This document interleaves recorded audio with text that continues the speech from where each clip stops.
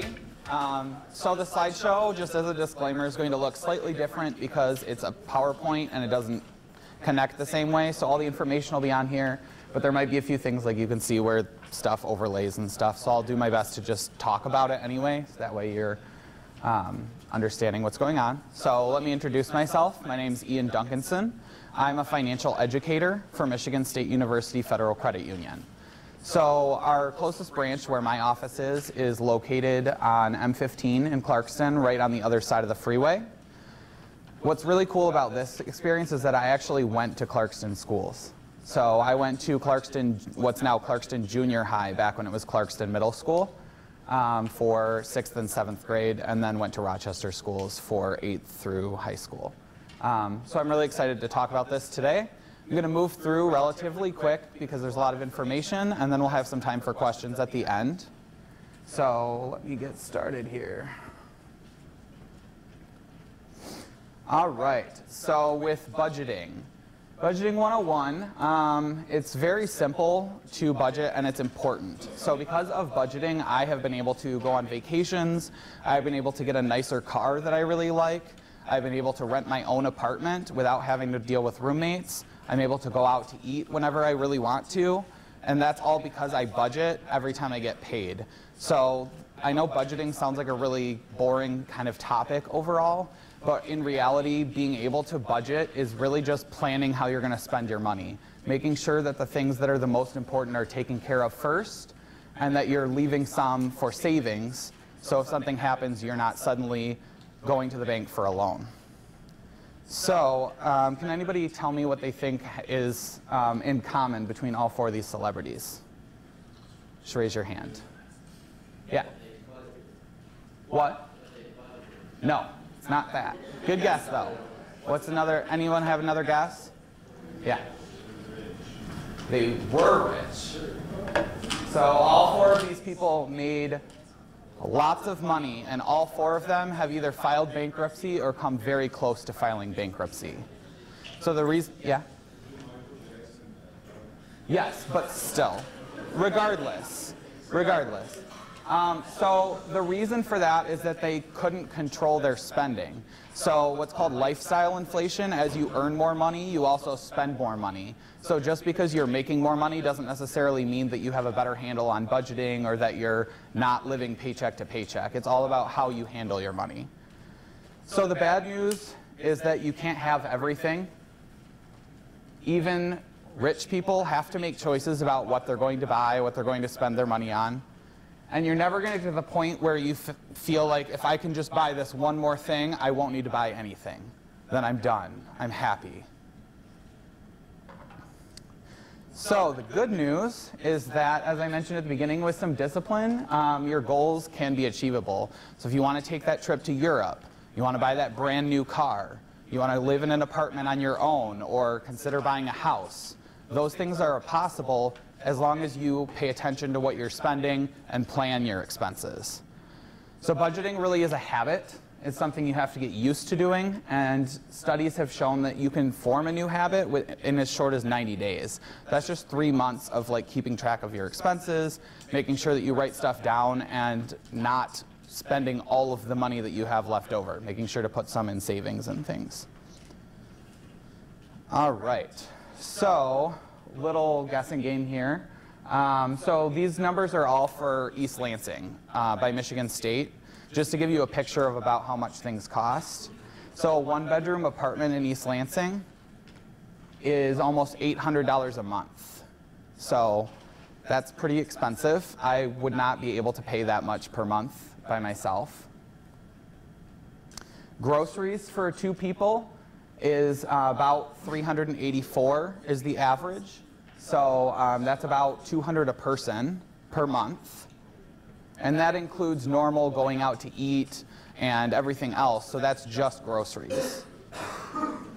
And then utilities. So utilities are separate from rent. Sometimes you can get them rolled in, but utilities are about $200 a month for an apartment, depending, again, what's covered and what's included in your rent. So as you can see right there, you're already talking about what's that, $1,200, $1,400 a month just for basic living expenses. So it can get really pricey. So fixed and variable expenses can help when you're planning to budget. So with fixed expenses, those are things that are going to be the same every month. They're predictable. You know that they're going to be there. You're not going to be surprised. So you can set money aside for those. They're not going to be something you pay every time you get paid. I get paid twice a month, but the bill is once a month. So what I do is I set aside half of each of those bills into a separate account labeled rent or labeled insurance. That way I make sure that stuff is paid before I spend money on a PlayStation or an Xbox or going out to a movie or something like that. Car insurance is going to be the same. That's predictable. Loan payments, so if you have a car payment, if you have a personal loan, anything that it's going to be the same payment every month, so you can expect that. And then internet and cable costs would be another example, because those don't change month to month. Yeah? I was under the impression that an apartment would have, like, you need to pay rent, and that would include the electrical and the water. Is that not the case? Depends. So at the apartment I live in, my heat and water are included. So I pay for electric and internet myself. At some apartments, they'll include all of it. At some apartments, they'll include none of it. I know ones that the only thing they'll include is garbage disposal. And so you still have to pay all of those other bills separately. So variable expenses is going to be everything else, right? So credit cards, if you spend more money on your credit card, you're going to have a higher monthly payment. Gas, you're going to have to get gas depending on how much driving you do. So it's based on your habits.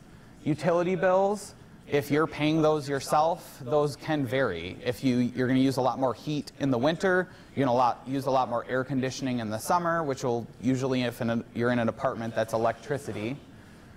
And then dining out and entertainment costs, which is really the biggest expense. Coming from personal experience, I once sat down and calculated how much money I spent going out to eat and going out for drinks and going out to do this and that and the other. I spent at one point $400 a month just on that. So think about $400 per month going out to eat, in addition to groceries, in addition to all of those other things, that other $1,400 just for living. So the biggest thing about budgeting is to use a tool that works for you. So whether that's Mint or an app like Mint, where it automatically tracks some of your expenses, or some people are pen and paper. They like to write everything down and keep track of that. Some people like to use a tool like an Excel document or a budgeting software, things like that. Whatever works the easiest for you, whatever feels the most comfortable, do that. I have my account set up. So like I said, I have Subsavers for rent and for car insurance, and I have one that's just for fun, and I put money in there and use that for going out to eat and things like that. So whatever tool works the best for you, do that. Because if you're doing something that's not fun and easy for you, you're not going to end up doing it. So budget often, not just monthly. So usually you hear about budgeting every month and looking at what you have per month. But most people don't get paid monthly. If you get paid monthly, then that works. If you don't, like me, you get paid bi-weekly. Every time I get paid, I go in and I set aside money for each of my different bills and I budget accordingly. Consider trade-offs for overspending. So last month, I spent a ton of money. I went out to eat a lot. I was going down to Royal Oak and Ferndale, going out to eat at different restaurants and stuff.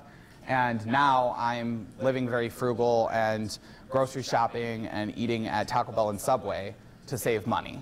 And that's to make up for the fact that I overspent. So other things that might be trade-offs is if you want to buy a car and you're saving money, if you overspend, now you have to take away from that savings, so you get further away from that goal of buying that car or going on that vacation or having money for when you go to college, any of those things. So you want to be conscious that if you go out and you binge spending is a thing. If you go out and you binge spend, then there are trade-offs for doing that. And then the last point is pay yourself first. So that really means saving. So every time when I get paid, I view saving money as an expense. I put a portion, maybe a % or a dollar amount, into a savings account so that I have that money for a vacation or for that car or for emergencies, things like that. If you make that a priority right off the top, then you'll save. If you wait to, you take all of the money you have left after your bills and you go out, you spend it, and you do whatever you want to do, then you're not going to end up saving money. You're going to end up spending all of it. So important things to be specific. So be very specific if you are budgeting. Be realistic about what it is that you're actually spending. So don't put $100 for an entire month of going out to eat if you know that you spend that in a week. Be flexible, so change it as the year changes. So I spend more money on traveling in the summer than I do in the winter. In the winter, I'm going to spend more money on heating my apartment and that kind of thing.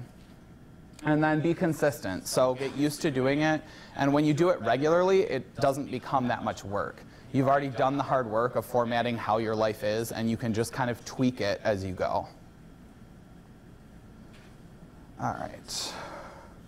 So this is overlapping a little bit, but what this is saying is, so the steps list any income that you have. Maybe you have a part-time job, maybe you have money from your parents. When you go to college, maybe you have student loan refund. All of that is your income. This is where being realistic comes into account, because a lot of times people, when they come in to apply, so I used to be a loan officer, and people would come in, they'd apply for a loan, and they'd include their overtime money. Overtime is not guaranteed. So only include income that is guaranteed. And if you get anything on top of that, that's just a bonus.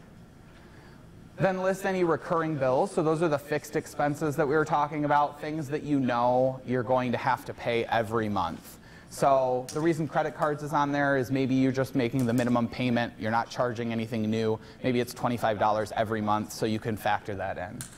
And then lastly, list any other expenses you have. So groceries, clothes, school supplies, entertainment. So that's all of the stuff that is variable, that changes month to month. And then all you do is math, your income minus your expenses. If that gives you a negative number, that means you're spending too much and you need to go back and look at what else you can cut out. The cool thing about that is if you do this before you get paid, you haven't spent the money yet, so you can tweak it. If it's breaking even, which most Americans do break even, that's called living paycheck to paycheck. So if something happens, maybe an opportunity comes up for travel, or your car breaks down, something like that, you won't be able to afford that without going and getting a loan. And then if your budget's positive, that tells you, okay, I have extra money, and you can decide if you want to put that in savings, if you want to you know, blow it on something, treat yourself, you know. All right, so moving on from budgeting, we're going to talk a little bit about credit. So credit is nothing more than your reputation of paying people back for any money that you've borrowed. So typically this is going to be loans for cars, personal loans, credit cards, anything like that. If you don't pay that back, your credit will be bad, and it will tell other people that you don't pay other people back. So credit score, you hear, there's all this emphasis on the score, which is only minor in terms of its overall importance. So the score is a numerical representation of how much you pay people back, how well you pay people back, and how long you've been borrowing and paying back. So it's used when you apply for loans. It's used to determine what rate you get. So if you have a low credit score, you don't pay people back well, you're going to pay more for any loan that you take, a higher interest rate. It's used for employment, so when you're applying for jobs, a lot of employers will pull your credit and look at it and may determine whether you get hired or not. So making sure that you pay people back matters. Insurance, so your insurance rates are set based on your credit score as well. Utilities, when you apply for internet or even electric, things like that, they pull your credit, and that'll help determine sometimes your rate. Apartments will also pull credit, and that can determine how much you have to pay in security deposit, so it really does matter.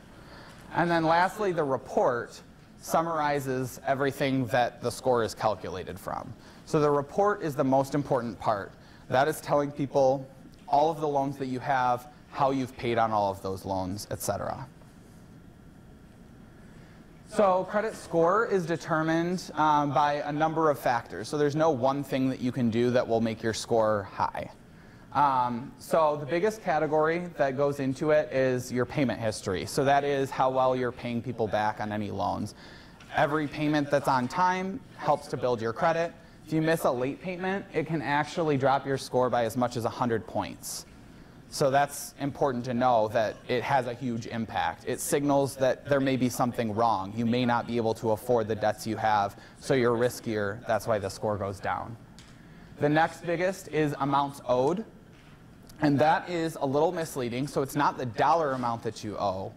It's the amount that you owe relative to what's available. So if you think about a credit cards have a limit. So say you have a $1,000 limit. If you're using all $1,000, you have none available, and so that indicates that you're risky. You might be living on the edge, you might need that money for your regular expenses, and you might not be able to afford to pay that back.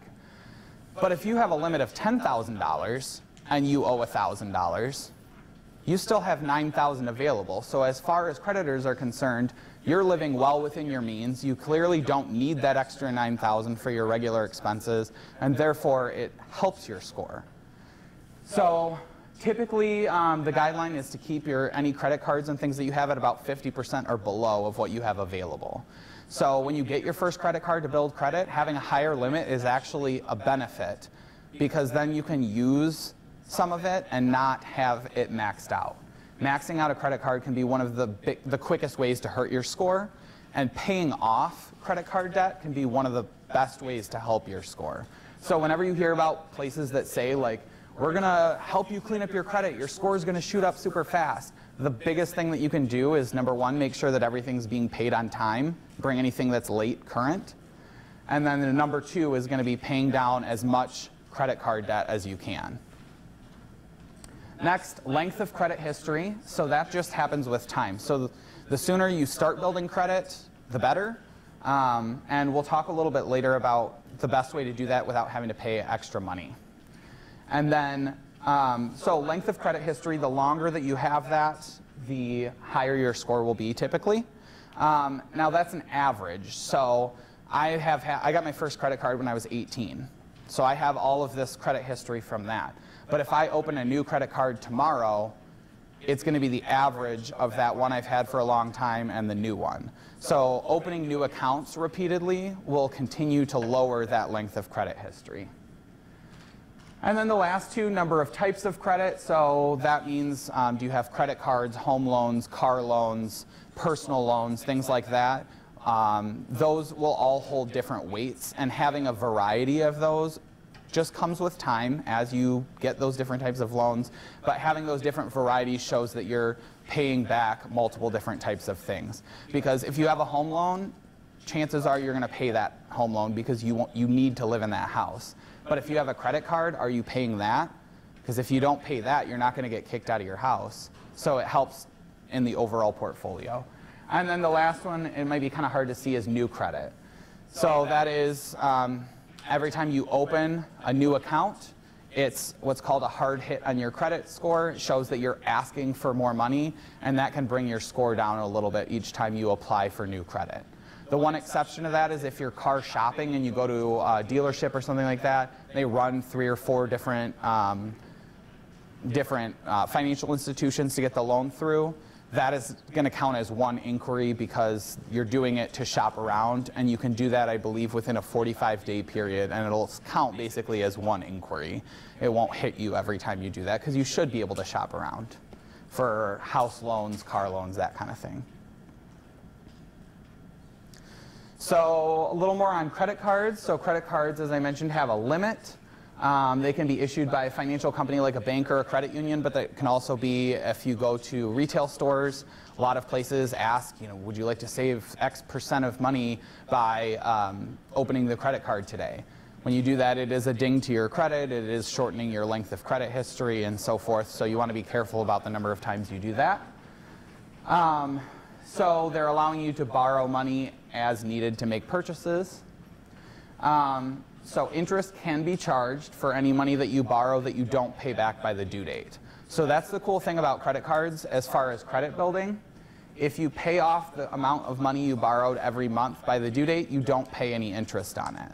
So if I go and get a car loan, there's no way that I can get that loan for that car unless there's a promotional 0% loan. There's no way I can get that loan and not have to pay for the car plus interest for the entire time I have it.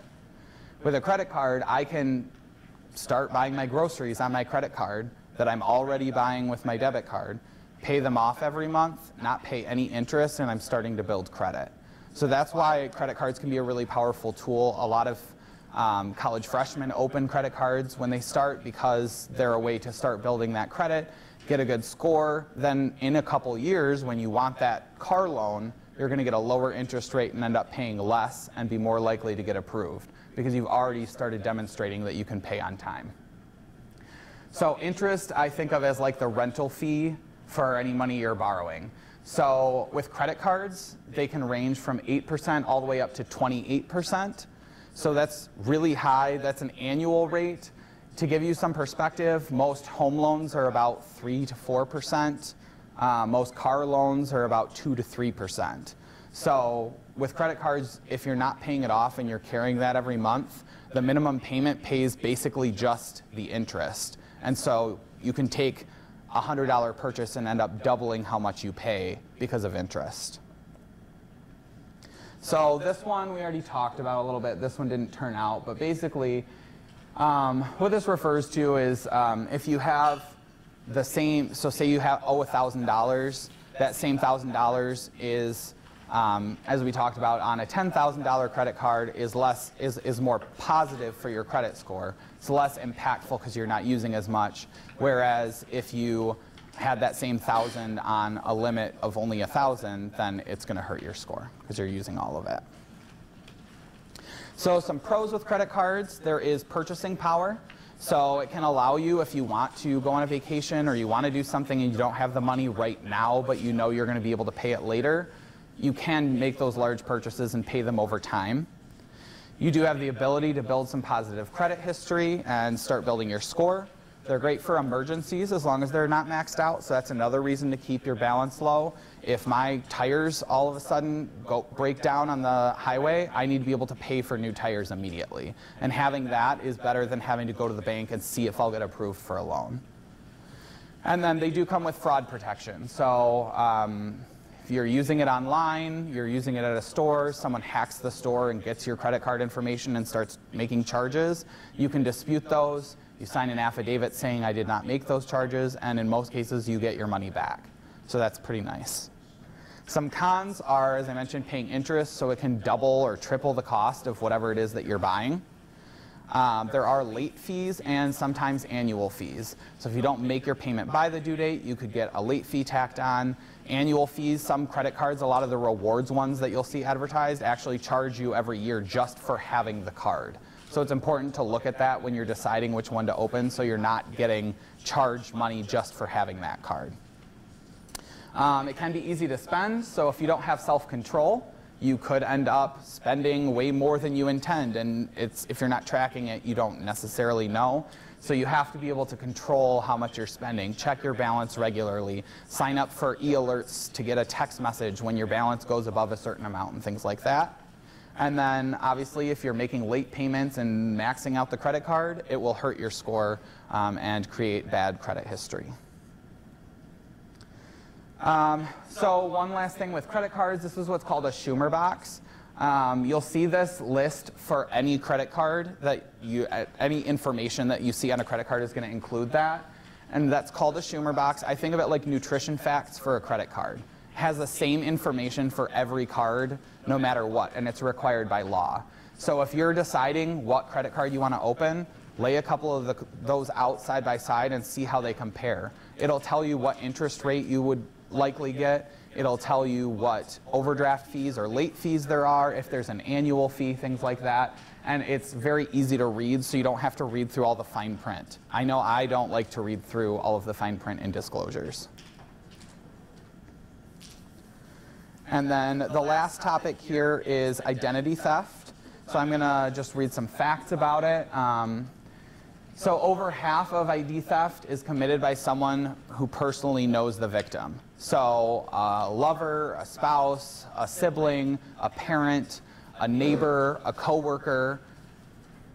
Over half of that is someone that you know, and that's from sharing too much information, giving your PIN out for your debit card to your friends so they can go get pizza, people who have easy access to your information. So you want to make sure you're careful about who you're sharing your information with and what information it is that you are sharing. This includes social media. So some of the biggest scams have been because someone friended someone on Facebook and started slowly gathering information about them, and met up, went on dates, whatever, gathered information and stole the person's identity. So if you are a victim of ID theft, make sure to call any financial institutions and credit card companies. You want to let them know that this has happened and maybe get new cards issued, see if anyone has tried to access your account, and you can usually put fraud alerts. So they'll be on guard if someone's trying to get information because they, and they may know some of your security questions and things, but if they're aware that someone might be trying to steal information, it will make it more difficult for them to access or harm you. Also, contact the credit bureaus to place a fraud alert. So how many of you have heard about the Equifax data breach? Just raise your hand if you've heard about it. Okay, so credit bureaus house all of the information about any loans that you've taken. So Equifax is one of those credit bureaus. So they have name, social security number, address, credit card numbers, past employers, current employers. They have all of this, sometimes family members. They have all of this information. So when Equifax's data was hacked, a lot of that information was stolen. So in that situation, I contacted all 3 credit bureaus and had them put a lock on my credit so that nobody can apply for credit in my name.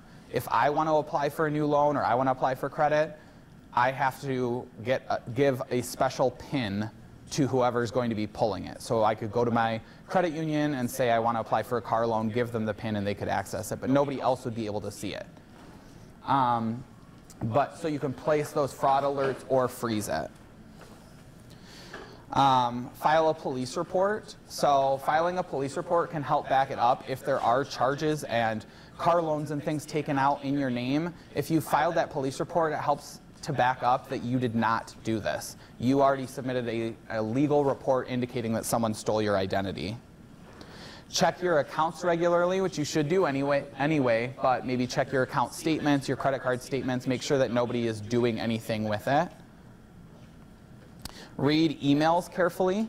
So just be careful. A lot of information is stolen via email. People send phishing requests. Tell you to log in with certain account credentials and then steal that information and access your accounts. Only give information like social security numbers to trusted sources. So one of my coworkers, actually, I'm kind of embarrassed to say this, was carrying around her social security card. You don't need your social security card day to day. If you're applying for a job and they request your social security card, you take it with you that day and you bring it back home and you lock it back up. That's not something that you want to be able to just drop at the store and have somebody pick it up and start using it. Keep PIN and account numbers private. So like I said, don't give your PIN to your friend. Don't send your account number so your friend can send you money. Most of the time they can find other ways to do that. You can use different apps like Venmo and things like that to help protect yourself so you're not giving your information out. Shred any documents with personal information. So if you have even credit card offers, you might think that there's nothing, but those should be shredded if you're not opening those. Make sure that those get shredded. And never sell your debit or ATM card to anybody else. Now that sounds like who would do that, but we see a lot of fraud with that in Lansing, where people who are in need of money will get told, hey, how about you go open an account and get a debit card. It'll only cost you $5 to open the account, but I'll pay you $50 for your debit card once you get that. Or I'll pay you $100 for that debit card. That sounds pretty good to someone who really needs money. However, then the person takes that debit card and racks up charges, and the person is ultimately responsible. So, that's it. Can I just stay here? Thanks.